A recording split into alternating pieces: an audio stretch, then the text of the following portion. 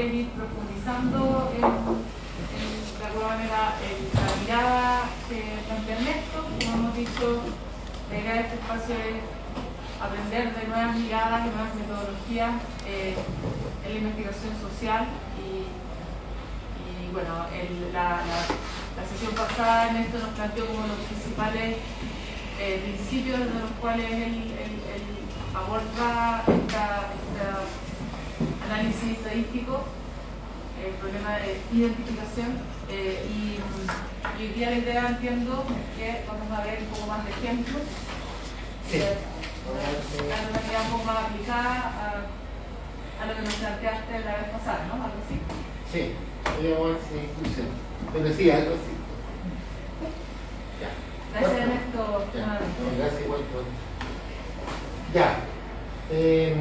Yo quería primero partir por contarle la motivación de dónde viene la idea de haber revisitado la definición de sesgo y cómo se define sesgo.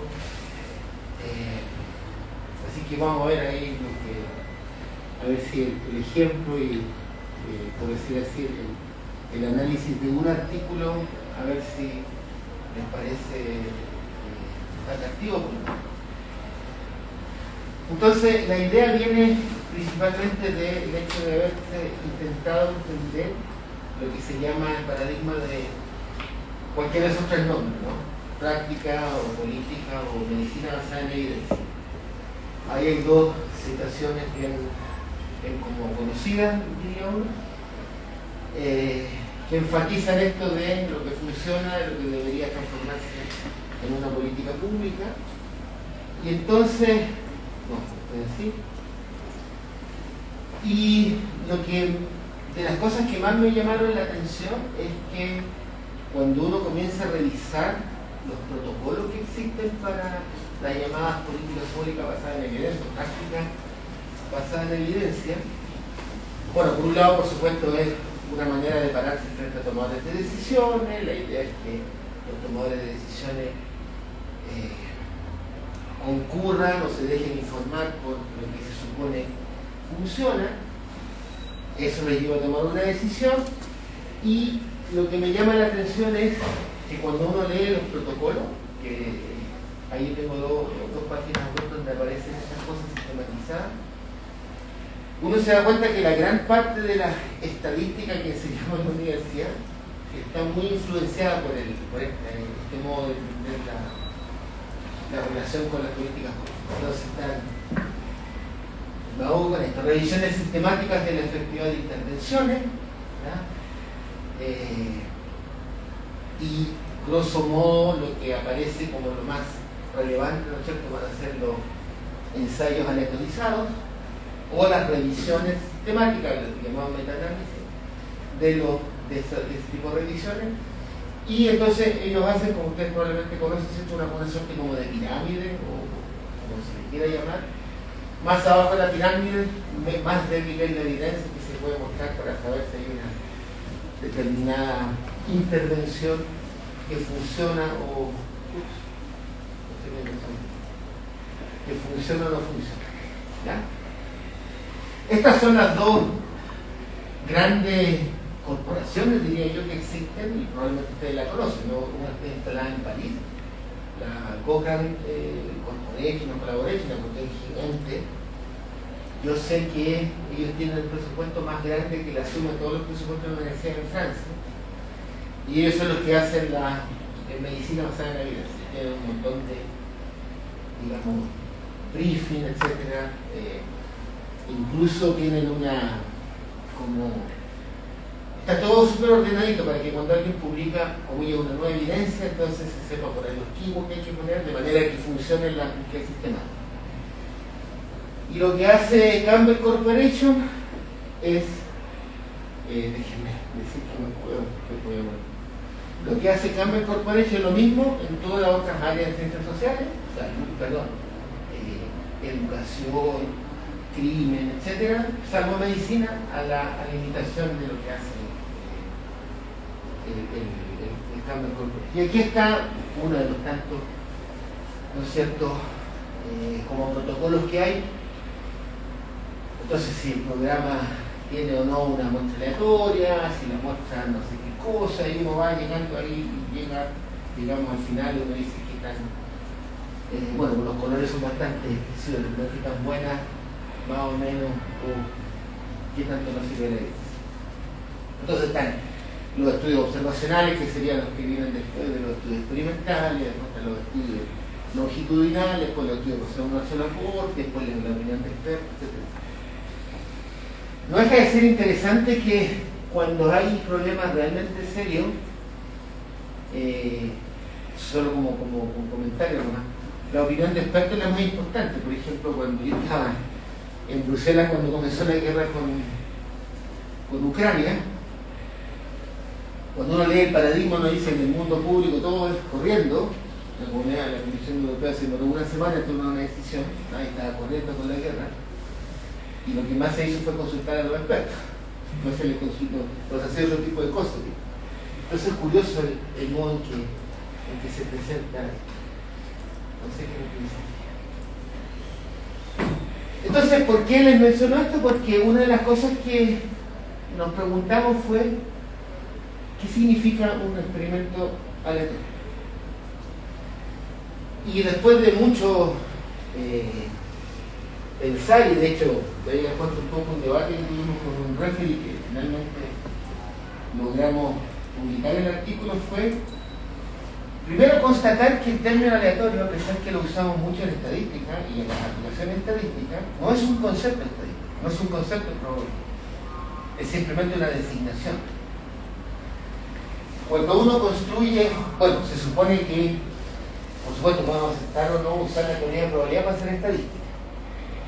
Y la teoría de probabilidad que usamos, independiente de la escuela que le proporciona una interpretación a la función de probabilidad, puede ser subjetivista, puede ser frecuentista, puede ser logicista, lo que quiera, todos concuerdan que tienen que aceptar los axiomas de Kolmogorov, que fue el matemático que cuando se estaba cayendo a pedazos la teoría de probabilidad a causa de las paradojas, final del siglo XIX, principio del siglo XX, entonces había que formalizar para salvar el edificio. Y la manera de formalizarlo fue como se hacía la formalización al estilo de la escuela de Hilbert, que es una escuela formalista, donde lo que importa son el modo en que se combinan los elementos de una teoría y no la significación que tienen los elementos de la teoría.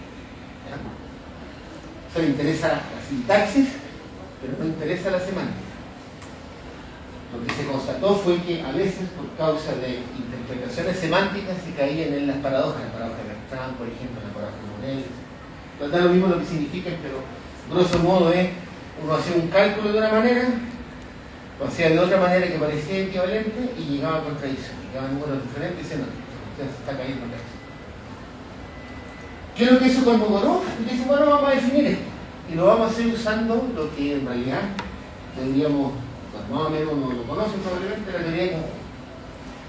Entonces vamos a tener el espacio muestral, que son en ciencias sociales para mí el día de hoy serían las etiquetas de los participantes de un estudio, de una muestra, de una población. La etiqueta puede ser el root, el nombre, lo que quiera, son etiquetas. O de las unidades estadísticas en cuestión, puede ser también escuelas, etiquetas de escuelas. Parece trivial eso, pero cuando uno se pone a pensar en los espacios muestrales, y creo que lo que uno debería aprender en muestreo, no es evidente. Por ejemplo, ¿cuál es el espacio muestral cuando al inicio de la pandemia que en Chile a uno le daban las tasas del positivo, los hospitalizados, los que se morían? ¿Cuáles son las tasas? Los espacios muestrales.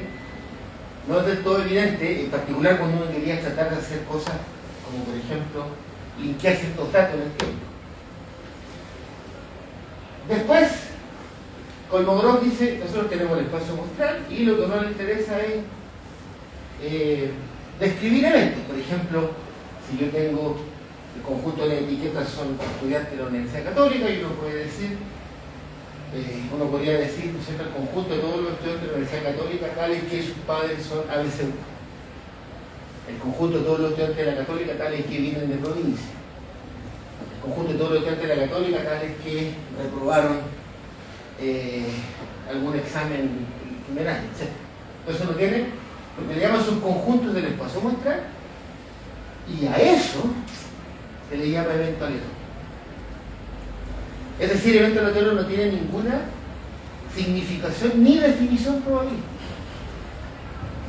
Lo cual quiere decir entonces que cuando hablamos de un experimento aleatorio, estamos haciendo una afirmación que es imposible entender probabilísticamente, salvo que hagamos referencia a subconjuntos del espacio muestral. Y eso tiene una consecuencia, que es lo que nos planteamos. ¿Cómo entonces uno operacionaliza, usando la teoría de probabilidad, aquello que llamamos la selección aleatoria? Porque alguien puede decir, no, yo cierro los ojos, me pongo una planilla Excel, qué sé yo, tiene unos comillas, números aleatorios, seguimos hablando en el aire, sale una etiqueta y a esas personas seleccionan. ¿Pero qué es lo que es eso? Etcétera. Entonces uno dice, chuta, ahí lo dijimos, aquí hay algo, y por eso es que después decimos de manera directa, ¿no es cierto?, que la expresión ensayo controlado y organizado no tiene sentido probabilístico, es solo una denominación. Y por lo tanto, uno si quisiera intentar formalizarla, entonces lo que uno hace es, veamos cómo intuitivamente se caracteriza aquello que se llama un experimento aleatorio. Para que tomemos, probablemente, bueno, de la manera de construir conceptos, ¿no? Tomemos después esas intuiciones y veamos si las podemos formalizar. Y entonces, voy a leer todas las pero son interesantes con la ley, son las cuestiones que los profes repetimos a veces y estamos hablando de ley, pero no importa. ¿Ya? Un ensayo controlado y teorizado es la mejor manera, no sé por qué, de medir la eficiencia de una intervención, porque tiene la habilidad de minimizar los sesgos y de evitar falsas conclusiones. Dado que aleatorio no significa nada, es interesante entender qué quiere decir realmente con esto. Como que hay un mecanismo que me permita hacer eso. Asignar aleatoriamente a los individuos diferentes grupos de tratamiento es la mejor manera de hacer un balance entre los grupos para que los factores conocidos y desconocidos no influencien la variable de la respuesta. Pero tiene una intuición que se trata de formalizar. Otro que igual da un poco de pudor, ¿no?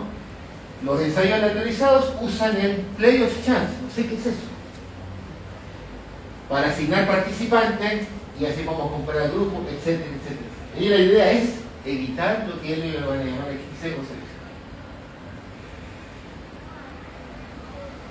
No lo voy a leer completo, pero la única manera de eliminar las diferencias que uno no eliminaría si es que yo escojo comillas mirando mis unidades estadísticas, la única manera de hacer eso es hacer una alocación de individuos donde uno deje que intervenga el azar para esta asignación. Pero lo interesante, de nuevo repito, eso no tiene ninguna fundamentación probabilística ni estadística. La podemos creer, pero no sé si la podemos explicar. Podemos hablar de la semántica, pero no sé qué queremos decir con eso. Cuando estuvimos peleando con el referee, entonces nosotros le citábamos una muy bonita expresión de literatura súper antigua, Carnap, cuando él hace la distinción entre semántica y sintaxis. Entonces él dice, muchas veces uno al investigador puede mirar al investigador y el investigador puede darme la semántica de lo que él cree que está trabajando. Pero la mejor manera de entender qué está haciendo es mirar en el conjunto de su teoría cómo está funcionando aquello que él está interpretando. Y mejor nos dedicamos a mirar la sintaxis. Y ahí vamos a entender de qué estamos hablando. Entonces acá, nuestro camino fue, la gente asume que hay algo que le llama que esto de un experimento aleatorio evita el azar, evita el sesgo. Ok, tratemos de definir sesgo. Entonces, de nuevo, tengo mi conjunto, mi espacio muestral, la etiqueta de mi unidad estadística. Primera cosa también que me sorprende mucho. Uno interroga a los estudiantes de estadística al menos y tienen y es como si para definir una variable aleatoria necesita una probabilidad, y eso es falso. Una variable aleatoria no es otra cosa que una función que toma las etiquetas y le asigna algún valor. Por ejemplo, podríamos tener aquí nuestras etiquetas, los nombres, y vamos a tomar la variable de la función, el peso. Entonces vamos a decir Y de Eduardo, tantos kilogramos. Y de la Magdalena, tantos kilogramos. Es una variable aleatoria. ¿Qué es lo que hace la variable aleatoria? Es interesante. Que todo el mundo lo hacemos siempre, sin percatarnos, creo yo, cuando hacemos el histograma. Lo que hace una variable aleatoria es agarrar el conjunto, el espacio muestral, y clasifica a las unidades. Hombres, mujeres, hombres de tal edad, mujeres de tal edad, etc. Entonces, con la variable aleatoria inducimos su partición. Y me parece que eso es mucho más intuitivo cuando nos preguntan o nos preguntamos ¿cuántos datos tengo que tomar para hacer mi estudio? Entonces yo lo que siempre le digo, a ver, dime cuáles son tus variables, las funciones que quieres estudiar. Yo tengo un cuestionario, y un cuestionario creo que es simplemente una función multidimensional, tiene muchas dimensiones. Yo le digo, ya, a ver, tú tenés cuestionario. Entonces vas a preguntar por la variable sexo, hombre, mujer, probablemente la variable género, 5, 10, no sé qué. Nivel socioeconómico, ya. Después, tus preguntas, tengo 10 preguntas y cada una tiene escalas de Likert de 5. Y seguimos la cuenta, el número de particiones que podemos hacer. Entonces, bueno, 2 por 4 por, no sé, son 10 preguntas y cada una tiene 5. Sería 10 a la 5, entonces uno dice, tienes una enorme cantidad. Y tú lo que quieres es agarrar tu espacio muestral, personas a las cuales le va a aplicar el cuestionario, y quieres hacer particiones. Los hombres que responden tal cosa, etc. Las mujeres que responden tal cosa, etc. Y uno dice, es tantas disquisiciones que quiere hacer que con eso no alcanza. Es una manera completamente distinta como se piensa en el muestreo de vamos a buscar el N tal que el intervalo de confianza, el 95% del promedio, no sé qué cuestión, esté cerca de una cosa desconocida que es el promedio de la población. Son dos maneras distintas de la cuestión, porque aquí enfatizo el espacio muestral. Y recuerdo que las variables aleatorias inducen partición, clasificación.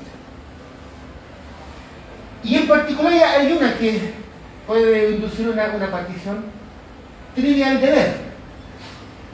Pongo una función que va a valer 1 si la etiqueta fue escogida, eso es decir, está en el grupo intervenido, 0 si está en el grupo intervenido. Entonces particioné. Algunos quedaron intervenidos y otros quedaron en el grupo afuera. ¿Y qué es lo que sucede? Que vamos a observar una variable de respuesta, una constatación, solo cuando miro a los intervenidos. Y no observo la variable de respuesta cuando no miro a los no intervenidos. No los puedo mirar porque ellos no están intervenidos o no quieren participar. Puedo tener otras covariables o factores predictivos, lo que quieran, y entonces uno usa, como decíamos la vez pasada, el teorema de probabilidad. Descompongo la distribución de la variable o de la función que me interesa estudiar, condicionalmente, si queremos alguna otra característica, que voy a descomponer en dos pedazos. El pedazo esencialmente que tiene que ver con la distribución de mi variable de interés entre los que yo intervengo, por lo tanto esto es lo que yo observo.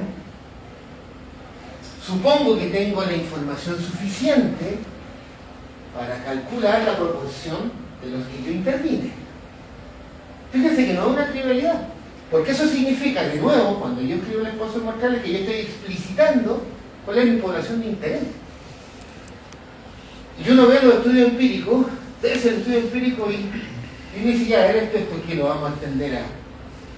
Supongo que no es solamente a los que tú interveniste, porque nadie le va a interesar salvo a ti. Entonces hiciste un llamado, por ejemplo, invitaste a participar gente. ¿Cuál es el tamaño de esa población?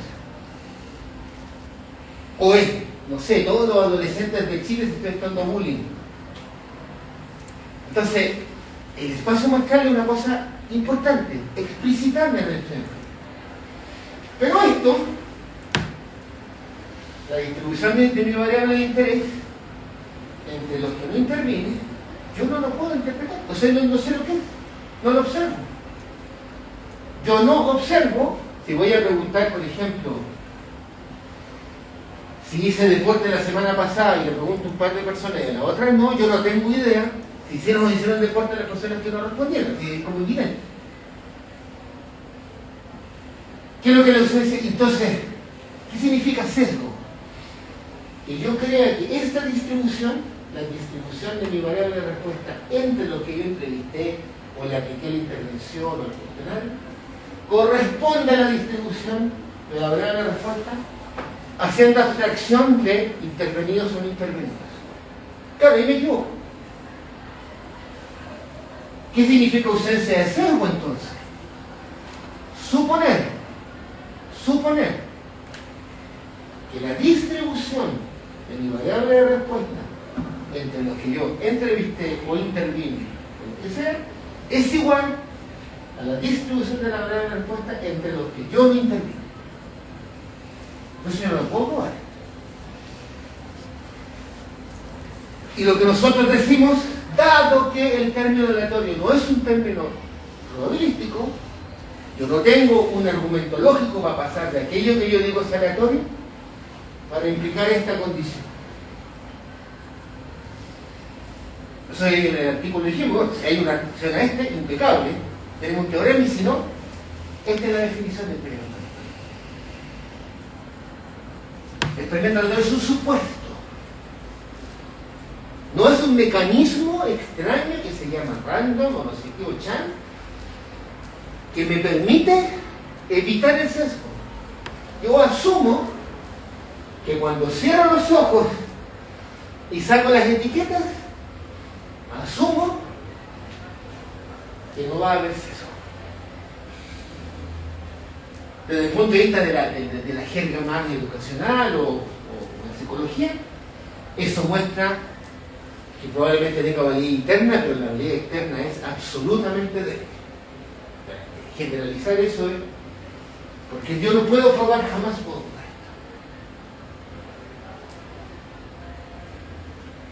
Entonces, no sé si es la panacea, bueno, ahí no importa, la panacea, y eso es el artículo que se había publicado, no necesariamente la panacea lo que significa un experimento. Y entonces esto nos abrió la puerta a decir, entonces ahora entendemos lo que es sesgo. Y podemos hacer una definición general basada en el teorema de probabilidades totales. Una definición, como decimos nosotros, estructural, donde uno le mete después ahí el problema en cuestión, y le da. Pero empiezan los problemas interesantes. Bla, bla, bla, bla, bla, no importa. ¿Ya? Yo cité aquí un libro conocido, que ese autor que han hablado un montón de sesgo. A mí me sorprende, cuando empecé a leer los ejemplos, dice, mira, vamos a hacer una encuesta de deporte. Y si en mi mostreo hay puros hombres, entonces apuntar está sesgada en contra de la mujer. Y yo tomo distancia y digo, o sea, tú sabes lo que las mujeres hubieran respondido, y como no las tienes aquí, entonces me estás diciendo que las respuestas de deporte de los hombres van a ser distintas a las respuestas de mujeres. Si sabes, ¿para qué mierda le haces la encuesta? Y si no sabes, ¿por qué me dices que va a haber sesgo? Fíjense, todas las explicaciones, yo no exagero, creo, que se dan de sesgo los ejemplos, es como si yo fuera Dios mirando lo que el estadístico o el cientista social no ve. Pero no es eso. Toda la gente cree que está pensando como si esto ocurriera o no ocurriera. Pero el punto es que va a ser un supuesto o negar el supuesto nomás. Y como en estadística nosotros nos ponemos en el peor de los casos, entonces lo negamos. Bla, bla, bla. Bueno, entonces, quiero, vamos a ver después, deconstruir este artículo que salió en el 2003, una revista de bioética, parece, o ética en medicina, donde sale algo que es muy importante en ciencias sociales, que es el consentimiento informado, de modo que el consentimiento informado deje de ser una cuestión meramente administrativa, a pesar que una lata es administrativa. Todo lo que hemos hecho investigación empírica, mandar los consentimientos informados y que el comité de ética, bla, bla, bla, es una lata.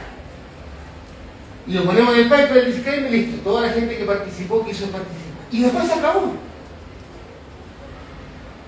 Pero si lo pensamos desde el punto de vista del modelo, solamente estamos recogiendo las respuestas de las personas que quisieron participar. Como no tenemos una visión omnipresente, yo no sé cómo hubiesen respondido los que no quisieron participar. Pero estas personas, Rothstein y Schober, dicen sí, uno puede solucionar esta cosa. Entonces vamos a hacer una disección. Una disección. Entonces vamos a considerar eso un estudio que quiere estimar la prevalencia de que las personas consuman vitamina D, o suplementen vitamina D, lo que sea. Los investigadores quieren hacer esto mirando algo que es delicado, ¿no es cierto? Incluso en nuestro país, mirar los récords médicos de los pacientes. Y entonces, a ellos les parece que si una persona lee acerca de lo que está ocurriendo en la investigación médica, estaría más propensos a consentir de que sus récords, sus archivos, como se dice, sean usados en el estudio. Y si uno no lee, entonces probablemente eso hace que yo no quiera que en el fondo sepan todo mi expediente médico. Y entonces ellos introducen el sesgo del consentimiento ocurre porque los investigadores solo pueden estimar la proporción de personas que toman el suplemento de vitamina entre lo que consistieron, por supuesto, y aquellos que toman el suplemento están más propensos a consentir que aquellos que no. Si los consentidores o los que consienten son exactamente como los que no consienten con respecto a tomar el suplemento, no hay sesgo, estamos listos.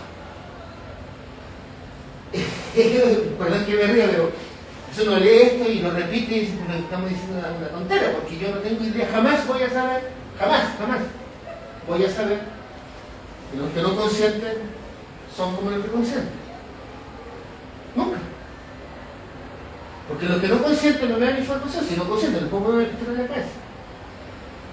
Y los que consienten quieren participar, y no tengo idea por qué quieren participar, podría preguntar, qué sé yo, y no tengo idea en relación a lo que estoy haciendo, si aquellos que no consintieron van a pensar como los que consintieron. Perdón que siga el ejemplo, ¿no es cierto? Que ahí estamos con el mismo ejemplo. En nuestro estudio hipotético especulamos que los individuos que leen la literatura médica, ¿no es cierto?, al día, no sé, están más propensos a consentir que las que no leen, qué sé yo, más propensos a consentir y más propensos, perdón, a tomar este suplemento vitamínico diario. Primero notamos de nuevo que la diferencia entre las tasas de consentimiento y el estatus de suplemento entre los que leen la literatura es que puede causar, ¿no es cierto?, podría causar una dramática diferencia en la información de las prevalencias, pero nosotros podemos resolver esto y vienen las palabras mágicas estadísticas, ¿no? Nosotros podemos usar en el fondo los pesos de los que no consintieron y con eso estamos salvados. Vamos a ver si eso es cierto o no, etc. Entonces, no sigo con el ejemplo, cómo leer eso, pero aquí vuelvo a repetir, ¿no es cierto?, que la estadística tiene la magia de ver lo que nadie puede ver. Ya. Entonces, usemos la definición. Empecemos a hacer la disección. Y vale 1 si la persona en una función toma diariamente la vitamina D, 0 si no lo hace. R vale 1 si lee estudios médicos, R vale 0 si no lee estudios médicos. C vale 1 si la persona consciente que su ficha médica se inscribe en el estudio, y 0 si no. Esos son nuestros elementos. Para este ejemplo, modelo de juguete o no, la conclusión del artículo es, no se preocupen, la estadística puede resolver el problema. Si uno toma esto, que dicen ellos, entonces usamos teoría de probabilidades totales. Aquí están lo que podemos observar de la población. Esto nadie sabe qué hubiese ocurrido con la tasa de los que toman la vitamina entre los que no consienten. Y se supone que puedo calcular la proporción de los que consienten. Yo estaba buscando meses y meses artículos empíricos con el disclaimer, la gente que participó consciente, pero no me dicen la tasa de consentimiento. No me dicen el porcentaje de cuántos consintieron. ¿A cuántos les preguntaron para eso? Si este es mi interés, y yo solamente conozco lo que puse en azul, y no tengo información del paper o del estudio empírico que me permita calcular la tasa de consentimiento, fíjense el tremendo problema que tengo. Quiero conocer esto, y tengo 1, 2, 3 incógnitas y un solo conocido. Imposible resolverlo. Ahora, una desconocida, supongamos que me dio la información, conozco la tasa de los que consintieron, en consecuencia de los que no consintieron, esto lo conozco el estudio, esto no lo conozco. Y alguien me dice, no, ¿sabes qué? Hazle una selección aleatoria. Eso significa suponer que esto es igual a esto. Porque aleatorio no significa nada, salvo que el azul es igual a rojo. Entonces, ¿qué hacemos? Entonces nosotros decimos, bueno, que no haya sesgo, o que hay sesgo, perdón, va a ser simplemente, perdón que repita que esto rojo, azul es distinto de lo rojo. No tengo por qué suponer lo contrario. No puedo resolver el problema. Y entonces uno dice, cambiemos la perspectiva. Hagamos, como lo repetimos durante semanas y semanas con Eduardo, hagamos explícitas las incertezas. Y dejemos de creer que la estadística transforma lo incierto en certeza. ¿Pero qué vamos a hacer? ¿Qué podemos aprender de lo que nos interesa? La proporción de las personas que consumen el calcio. Si es que solamente tenemos información del consumo de calcio entre aquellos que sí me quieren dar esta información y la proporción de personas que sí me quieren dar información. Y entonces, como yo no sé, como ninguno de nosotros sabemos nada de esta proporción, la proporción de los que consumen calcio entre los que no consintieron, lo único que sé es que son o ninguno de ellos consume calcio o todos ellos consumen calcio, y ahí entre medio tenemos todos los porcentajes que quieren. Por lo tanto, nosotros queremos saber, a lo menos es igual a este producto, que corresponde a la proporción de los que consumen calcio y consintieron en participar del estudio, y algo más, lo mismo que tengo acá, más la tasa de los que no consumen. Entonces, proporciono un intervalo. Para los profes, no para la encuesta docente. 6 igual a 1 son los chiquillos que respondieron a la encuesta. Ahí la DARA, no sé quién ya lo da, me da el porcentaje de los que respondieron a la encuesta en un momento dado. 40% respondió a la encuesta. Y del 40%, el 60% dice que yo soy un buen profe. Y esto no es broma, pero el vicerrector interpreta las cosas como si fuera la proporción de alumnos que le gustó el profe. Bueno, entonces decirle, ¿sabe qué? A lo menos es 0.6 por 0.4, o sea, a lo menos el 24% de los alumnos, de toda la población de alumnos del curso, dice que soy un buen profe, y a lo más, 0.24 más 0.6, y a lo más el 84% cree que yo soy. Y alguien dice, oye, pero es que es un interés entre 24% y 84%, sí, pues, ¿y qué quieres? Si es la tasa, eso es la incerteza. ¿Qué puedo aprender de la proporción de los que me encuentran con el profesor, por este ejemplo, consumen vitamina, que está entre tal valor y entre tal otro valor? ¿Cuán incierto es? No hay que calcular ninguna de estas cuestiones de valores, ninguna de esas cosas raras, nada. Fíjense en eso. Es el ancho de intervalo. Un intervalo que tiene ancho, la proporción de los que no quisieron considerar. Y por supuesto que es una noticia, no sé si buena o mala, pero... porque entonces uno ahora se refrena, diría yo, No, en realidad mi población de interés no quiero que sea todo el país, no quiero que sean un estudio de bullying, no quiero que sean todos los estudiantes de Chile, porque no tengo dinero para hacer una encuesta gigante y además que los cabros quieran participar o no, porque si no, esta proporción va a ser gigante. Y si yo publico mis resultados empíricos transparentemente, es decir, así, la verdad es que no le va a interesar a casi nadie. Entonces voy a volver a pensar, y lo primero que dicen, lo pensaré en mi espacio, ¿cuáles? Aquí nomás, la comuna de San Joaquín, Santiago, la región metropolitana, no sé. Ahí yo puse ejemplo a ver si se... Este es el intervalo, ¿ya? Es el intervalo. Entonces, por ejemplo, si el 80% de los que consintieron consumen vitamina D, yo aquí puse la tasa de los que consienten.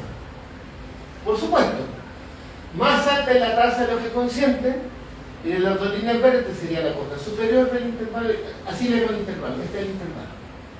Entonces, menos gente consciente, tremendo intervalo, y así, por supuesto, más gente va consintiendo hasta que llegamos a un punto. Cuando llegamos a un punto, cuando todos los que fueron invitados a participar, participan.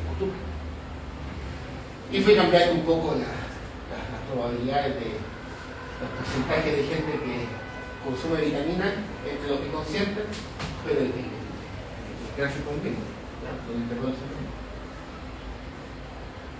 Entonces uno ahí explicita, dice, mira, mi estudio puedo... ¿Y qué significa? Que la proporción de los que toman vitamina, si tomo por ejemplo esta línea vertical entre la verde y la verde, sería todos esos serían los posibles porcentajes. Y cambiamos la perspectiva, ya no hay un solo valor que quiero reportarle a mi cliente, pero reporto un intervalo. Yo creo, en la otra sesión vamos a ver eso, espero que eso es mucho más valioso para un policy maker que darle un punto. Pero bueno, discutible por supuesto, confirmación. ¿Qué es lo que dice el paper? Si las personas que leen acerca de estudios médicos son están más propensos a consentir que los que no leen, y así ellos quieren participar del estudio, entonces algún sesgo de consentimiento podría ocurrir. Solamente si estos individuos están también más propensos a tomar la vitamina. ¿Cómo traducimos eso con nuestras herramientas? La proporción de los que consienten. Aquí hay una condición: tomar o no tomar vitamina. Por eso lo pongo a la derecha de la condición. ¿Te acuerdas lo que hablábamos el otro día? La condición es: ¿toman vitamina? No toman vitamina. ¿Y qué dice la estimación? Los que toman vitamina es más propenso y consientan a los que no. Por eso pongo la proporción de C igual 1 bajo la condición que tomo vitamina es mayor que la probabilidad de C igual 1 bajo la condición que no tomo vitamina. Y uno se pregunta, esa hipótesis que aquí se ve como para solucionar, ¿ayuda en algo o no ayuda en algo? Para poder entender qué aprendo de la probabilidad de Y igual 1, y segundo, ¿lo puedo testear empíricamente o no? Por eso uno hace un poco de álgebra y uno puede probar esa condición es equivalente a esta condición. O sea, el paper no dice nada. Pareciendo que dice mucho. Y lo único que está diciendo es la proporción de los que consienten. De los que toman vitamina entre los que consienten es mayor que la proporción de los que toman vitamina entre los que no consienten. No tengo idea si es súper claro. Y este supuesto que parecía súper empírico, no lo puedo. Eso se construye, eso es leer de verdad un artículo. Entonces, ¿qué es lo que está haciendo el autor? Si uno lo lee de lejos, no sé si es consciente, o los autores, hacen supuestos, pero no evaluaron las implicancias lógicas del supuesto. Entonces, vacío nomás, pues no hay nada. Después, ¿cuál es el impacto? ¿Ya? Ahora, supongamos que admitimos, y eso ahí uno diría, y yo estoy de acuerdo con eso, pero también hay que explicitarlo cuando voy a decir mi resultado. Por supuesto que yo le podría preguntar a un experto, no sé, le voy a creer, y ahí realmente uso la palabra no en sentido retórico. Yo le creo lo que dice el experto, pero no lo puedo probar. Y el experto me dice, ¿sabes qué? Aquí estamos en el ámbito de lo razonable, no de lo racional. Es razonable creer. Ok, lo voy a creer. ¿Cuál es el impacto que tiene esto sobre lo que yo quiero aprender, que es la proporción de consumir vitamina D? Entonces uno toma de nuevo la descomposición fundamental del término de propiedades totales, y lo que yo voy a hacer es, yo sé que esto está entre 0 y 1, si esto fuera 0, entonces esta cantidad va a quedar acotada por la izquierda por esta cantidad que está aquí, lo que teníamos antes, pero a la derecha, que lo que pasa es que esto era menor. Si tenemos expertos que la probabilidad de Y por 1 dado C igual 1. Listo, lo voy a sustituir, hago un poco de antes y me queda ahí. ¿Qué es lo que logré? Miren, esto es bonito. El supuesto, no los datos, el supuesto me permitió disminuir la incerteza de la probabilidad de consumir vitamina. Entonces no es tan empírica la investigación, es el supuesto el que me lo logra. Y claro, si yo calculo el largo de esto, veamos la diferencia entre la cuota superior con la cuota inferior, me queda eso que está ahí, y eso es más chico que esto, y este es el largo entero. ¿Cuánto me achiqué? Interesante, me achiqué igual a la proporción de personas que toman vitamina entre los que consiguen. Así lo disminuyo. Ese fue el factor de disminución. Pero insisto, ¿ven? Yo tengo los datos, tengo el problema, y fue el supuesto el que me permite achicarme más. Por eso ¿cuánto se llama? El bla al inicio, ¿no? Datos o evidencia más supuestos permiten sacar conclusiones. No son los datos sólidos, siempre hay supuestos. Yo sé eso, y yo creo que es una buena técnica hacer estas decisiones. Miren, aquí está de nuevo la tasa de los que consienten, y aquí vamos a suponer que la proporción de los que toman vitaminas dentro de los que consienten es el 20%. Por ejemplo, supónganse que el 40% consintió. Sin ningún supuesto, aquí están todos los posibles valores de consumir vitamina. Con el supuesto, miren lo que pasó. Mira, chiqui. Ahora es. No, perdón, esta es la cuota. Miren el impacto que tiene, ¿eh? Mira este largo. Y miren el que queda. Y es interesante. Digo porque uno ve un estudio empírico, y yo lo que he aprendido y lo que trato de empujar es, cuando me vas a hablar de la limitación de tu estudio, háblame de tus supuestos. No me hables de cualquier cosa, no, de los supuestos. ¿En qué medida los supuestos te permiten sacar la conclusión que quieres sacar? Aquí tengo otro grafiquito, pero para el color nomás.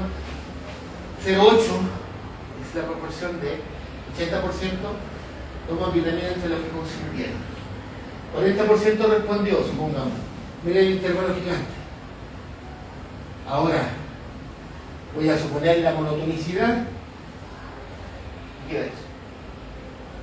Interesante, porque los datos sí que pesaron. No se me achicó tanto el intervalo, se me achicó por supuesto. Se me achicó ese pedacito. Datos más supuestos implican conclusión. No son supuestos. Sigamos deconstruyendo, ahí en un momento va a hablar porque son muchos planos. Sigamos deconstruyendo. Nosotros consideramos el estudio, bla, bla, bla, bla, bla, los investigadores quieren hacer bla, bla, bla, bla, si los individuos leen, ¿no es cierto? Esto de leer ayuda a que uno tenga mayor o menor para consentir, qué sé yo, si quieren leer. Así lo traducimos. Porque hay condiciones. Leer, R igual a 1, está comparando dos grupos, condición otra vez, conscientes no conscientes, en relación a las tasas de consumo de vitamina D. Entre los que consienten y leen, estudio médico, es mayor el consumo. Entre los que consienten y leen, el consumo de vitamina D es mayor entre los que leen y no consienten. Eso es lo que él dice en traducción. Y de nuevo uno se pregunta. Para empezar, no lo puedo testear, porque estoy condicionando la con inconsciente, así que no tengo idea. ¿Qué es lo que hicimos acá? Siempre lo mismo, ¿eh? Puede ser forma, ¿no? Teoría de probabilidades totales. Siempre yo quiero comparar, porque el artículo me indica, ¿no es cierto? Quiere comparar entre los que leen la tasa de consumo de vitaminas y entre los que no leen la tasa de consumo de vitaminas. Teoría de probabilidades totales, para ver cómo interviene el consentir o no. Lo más remate, estas dos vueltas de teoría de probabilidades totales se combinan así. Recuerden, este es nuestro interés. Metimos una variable, que la gente siempre dice, si tú metes una nueva variable, como dice, controlas por algo, magia, vamos a ver. Entonces, este es nuestro objetivo, pero tenemos un objetivo intermedio. Tenemos que tratar de ver qué podemos aprender de eso a partir de conocer lo que tengo acá. Y miren, hicimos lo siguiente, que creo yo que es bien entretenido por lo menos. Y tiene que ver con el hecho de qué significa respetarnos el consentimiento informado en la acción del estudio empírico. Primero voy a suponer, y yo llego a la sala y le voy a preguntar a cada uno si leen o no leen literatura médica, y luego les voy a preguntar si consienten o no en participar. Voy a comparar eso con el hecho de ¿quieren participar o no? Y luego les pregunto si leen o no leen. Claro, si yo hago lo primero, les pregunto, algunos leen, otros no leen, y luego consienten o no, conozco la proporción de los que no consintieron y leen, de los que no consintieron y no leen. Y por supuesto que eso plantea un problema ético, porque no es broma. ¿Tengo derecho a usar la información de leer o no leer de aquellos que después de preguntarle no consintieron? Y a ver, gente que dice que sí, otros van a decir que no. En el otro caso, primero vengo, quieren participar, los que participaron, y ahora, condicionalmente que participan, se las proporciones de los que leen y no leen. Pero en el otro lado, condicionalmente a que no participan, jodí, no conozco ninguna otra cosa. Para no cansarlo, después podemos seguir la otra clase para no pasar la hora. Vamos a casi la otra sesión. En el primer caso, primero se pregunta si leen o no leen, después si consienten. Eso no tiene ningún impacto sobre lo que ya habíamos dicho sobre los posibles resultados que tomé. Ninguno. En cambio, si primero pregunto si consienten o no, y luego si leen o no leen, eso sí tiene algún impacto. ¿Qué quiere decir con algún impacto? Que el intervalo donde de todos los posibles valores de tasas de consumo de calcio, inicialmente era así. Voy a suponer, primero pregunto si leen o no leen, luego si quieren participar o no, queda así. Segundo caso, el intervalo era así. Primero pregunto consienten o no consienten, y luego si leen o no leen, se echa un poquito. Y interesante, porque cuando uno quiere diseñar un estudio, por eso siempre digo que la conmutativa es un milagro, ¿no? Aquí no es conmutativo, en este ejemplo no es conmutativo. Después vamos a hacer los detalles, qué sé yo. Pero dejé mal, porque pregunten, hagamos discusión, si no, se surge.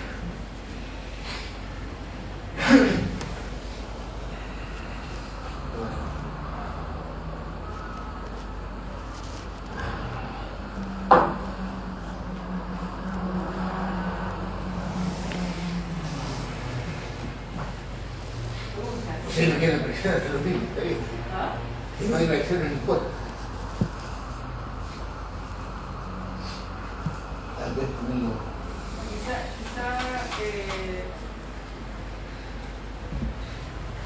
viste como un ejemplo de. Un poco lo que tú planteas, que en general los estudios operan de esta otra manera, digamos, que es como suponiendo, ¿verdad? También un poco es como las implicancias de esto. Exactamente. Como quizás poniendo algún ejemplo, ¿qué efectos tiene el operar de esta, o sea, o el trabajar, digamos, entendiendo, digamos, que no podemos dejar esto a las estadísticas? Es un poco, tratando de entender, porque es bien abstracto, no sé, pero es bien abstracto.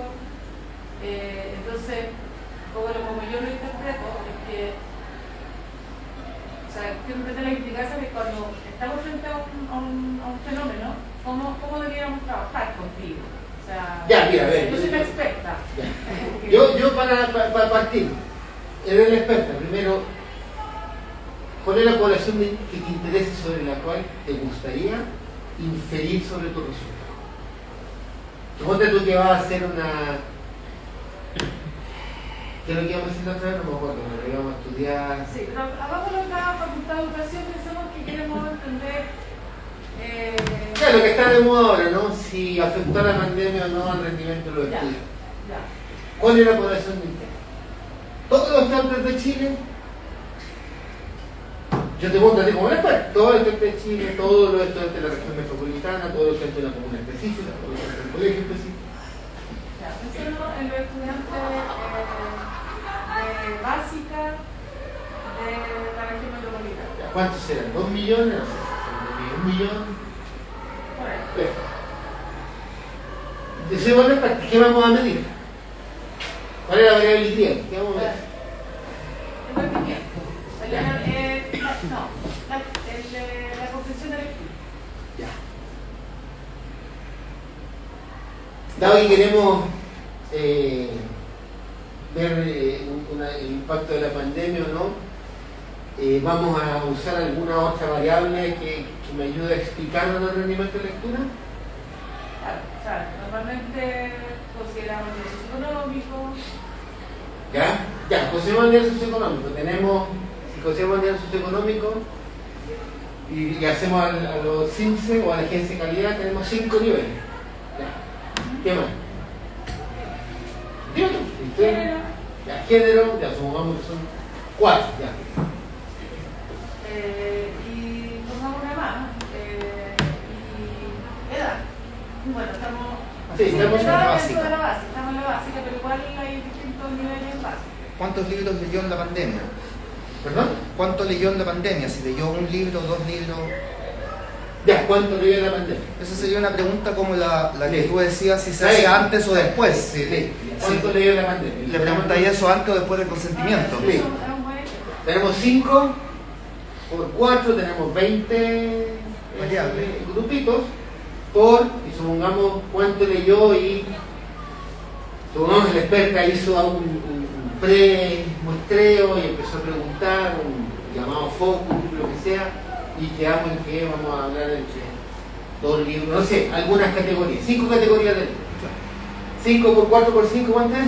5 por 4, 20 por 5. 100. Ya, tenemos 100 grupitos que me gustaría que cuando yo voy a ir a medir la comprensión de lectura, me gustaría que en cada uno de los 100 grupitos hayan 2 personas, me van a decir, estoy deseando.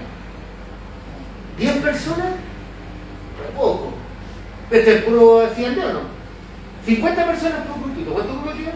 50, 100 grupos. Me gustaría tener 5.000 estudiantes. ¿Tenemos plata para la experta? ¿Tenemos plata para medir 5.000 estudiantes? Tenemos plata. No sé, No, digamos que no. ya, entonces y ahí uno empieza. Es que yo tengo que reducir. Ya, pero si reduzco la cantidad de mediciones o también reduzco las variables, porque a lo mejor estoy muy creativo. Es que, a ver, ¿qué es lo que hacemos los investigadores? Que reducimos la cantidad de variables. Muchas veces, porque en el fondo sabemos que en función No da la plata. no da la plata y no da lo contrario. Sabemos que necesitamos un cierto número, normalmente uno dice como 50 por celda, digamos. Entonces uno dice ya, no. Ahora es cierto, uno no siempre lo calcula de esa manera, pero en el fondo uno lo que haría es decir, no midamos tanto, pero midamos bien. Eso es un poco el... Es un buen problema de decisión, ¿no? Que hay un buen problema que no es trivial. tiempo. No es trivial. Hay un artículo de alguien que leemos mucho más, que es un artículo, muchos datos o mejores datos. Entonces, pero no se le gustaría decir. Ahora, al mismo tiempo uno dice, si uno saca cantidad de variables, hay una parte del fenómeno que no está mirando. Bueno, eso es lo que uno puede hacer con esto. Entonces, ahora, sí. Como tenemos la plata, 50.000, ¿cuánto vamos a mirar? 5.000 chiquillos del millón, ¿no es cierto? O sea, ya tenemos una tasa de que no vamos a observar el comportamiento de 5.000 dividido por 1.000.000. No sé qué porcentaje, soy creador, tengo yo, pero es un porcentaje enorme, 90 y tantos por ciento. Tengo que vivir con eso, y decírselo a la gente. No sabemos el comportamiento, es algo que creamos, que si escogemos estos 5.000 al azar, comillas, no es cierto, esta cosa funciona, pero como es educacional, yo supongo que van a tener que ir, porque no la ley genética. ¿Quiere participar usted? ¿Deja participar a su pregunta? Usted no participa. Entonces tenemos el pedazo que no vamos a observar, que no nos da la plata, y de los potenciales 5.000, ¿qué vamos a hacer? Y se pone interesante. Vamos a empezar a aplicar consentimientos hasta que nos dé 5.000, o vamos a seleccionar unas escuelas determinadas y vamos a ir con la esperanza que ojalá de los 5.000 que queremos alguien nos diga que. Entonces yo te voy a pedir en uno del otro caso, dime a cuántos le pediste para saber cuál es la proporción de los que consintieron o no. Entonces tiene la primera incerteza, nada que hacer, no sé lo que va a pasar con el tantos por ciento. Segunda incerteza, entre los que no quisieron participar, y voy a tener información de los que quisieron participar. Vamos a calcular el promedio, cualquier cuestión después de la variable de respuesta, y entonces vamos a hacer este intervalo. Ahora, si no buscar el experto, pero el experto me va a decir, no, todos los chiquillos hombres ABC1 que leyeron 3 libros durante la pandemia, todos se comportan en promedio igual. Eso es una condición que tú crees. Y yo puedo hacer esta cuestión y te va a dar el impacto.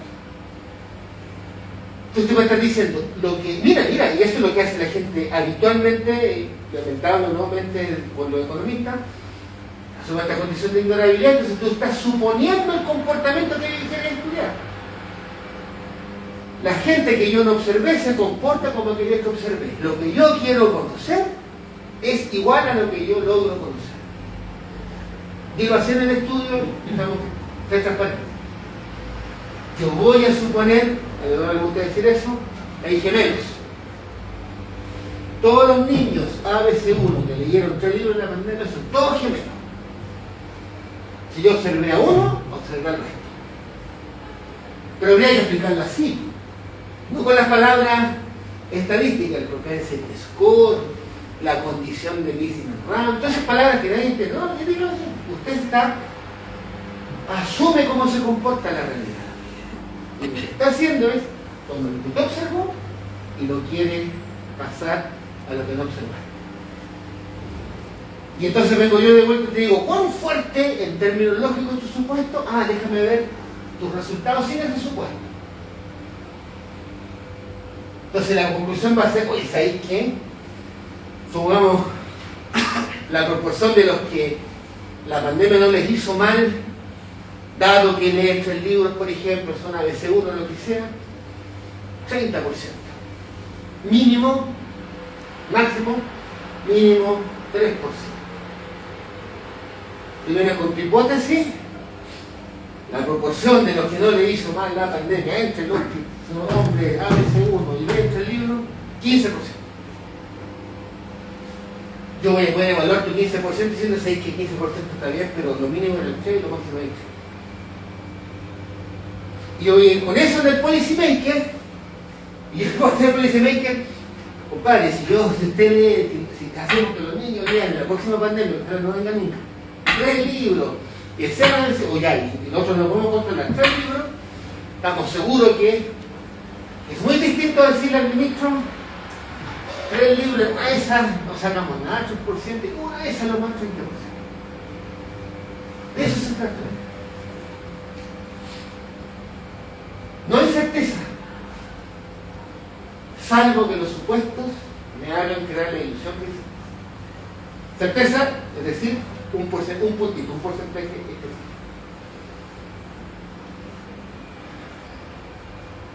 O sea, ya, la eficacia entonces con la política pública es que ¿cuál? O sea, en el fondo, ya, entiendo que tú le dices, no es que tiene que ser 3 libros, sino que No, 3 libros puede tener. puede pasar todo esto. No, no. Ya. Y en eso, entonces como... Tú acabas de responder a la pregunta. No, es como, tiene que entender que la vida es más incierta de lo que usted piensa. Claro, pero me acabas de responder a la pregunta con el ademán que hiciste. ¿El qué? El ademán que hiciste. Claro. Porque ¿qué es lo que, bueno, y en eso yo trato, y nunca lo hemos podido escribir, en estadística, Neyman introdujo un concepto que, hasta donde yo he leído, nadie lo, bueno, yo leo mucho, nadie en la estadística lo ha usado, lo leo mucho estadística, nadie lo ha usado. Que era el concepto que él contraponía al concepto de Fischer, que era la inferencia inductiva. Decía, nosotros como estadísticos hacemos inferencia inductiva, y por eso es que cualquier estudio que hacemos hay que publicar lo que sale, porque eso va a ayudar a la inferencia inductiva o a los estudios. ¿Qué hacía Neyman? No. Nosotros no hacemos eso. Neyman inventó en el 1935, el concepto de comportamiento inductivo. Entonces dice, yo soy el estadístico, o los estadísticos, ofrezco cifras, y las cifras lo que hacen, lo que tú hiciste, influyen en tu volición. Y tú, no voy a ser compañero que leas el libro, cualquiera. Y por eso cambia el evidence-based policy. Porque no sé si funciona o no. La acción política no depende de los estudios. Depende de la reacción positiva que tú tienes frente a los estudios. Tú eres el policymaker, no soy yo. Estoy aquí en la academia. A ti te corresponde la acción, no a mí. Y yo lo único que voy a hacer es intentar influir tus modos de acción, comportamiento y no es como cuando el presidente Piñera decía, bueno, los estudios me dicen que hay que hacer tal cosa. No. Es como que sustituye al que debe tomar la decisión política por los que no fueron elegidos para tomar decisiones políticas. Salvo que queramos que los filósofos tienen que gobernar, lo cual podemos dudar varios, yo dudo por menos. Esas son las implicaciones.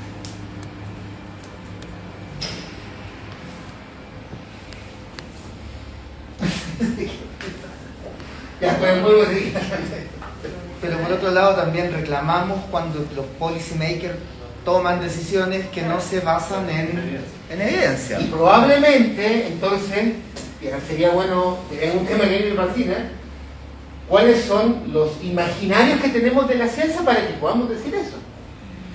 Porque si yo me pongo la mano en el corazón y yo veo cómo trabajamos aquí adentro, a veces tú dices, o sea, yo no estoy seguro que lo que estamos escribiendo en cada una de las oficinas hoy día es la verdad absoluta. o cualquier cosa, o sea, aquí estamos, o sea, hay de todo, todas las tensiones que tenemos. Pero esto en el fondo tiene que ver con abrir tu supuesto. Sí, es decir, es como la realidad en esto, con estos supuestos dice esto, pero si cambiamos los supuestos puede ser ¿Es? Bueno, yo tenía una referencia acá, después hicimos otra en el libro, pero se la voy a mostrar, eso es todo lo que tenía que mostrar. Este tipo que me gusta harto, Bielke, él escribió un libro que se llama The Honest Broker, y es una cuestión de la relación entre science y policy.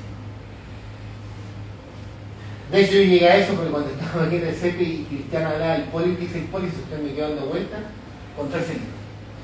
Y él cuenta un cuento, te lo cuento rápidamente. Dice, tú eres un turista y llega a un pueblito en Inglaterra, qué sé yo, llega donde el tipo que está ahí en el entrar al hotel y estoy jodido de hambre, quiero comer. ¿Dónde voy a comer? Entonces Bielke dice, vamos a suponer que el administrador del hotel o el que está ahí, él es el científico y te va a dar una recomendación. Si él actúa como un pure scientist, va a agarrar la guía de nutrición y te la va a pasar. Yo como científico puro no tengo nada que ver con la realidad, con la política. Puro que hicieron, ahí está lo que la investigación alimenticia dice. Si tú eres ¿cómo le llama él?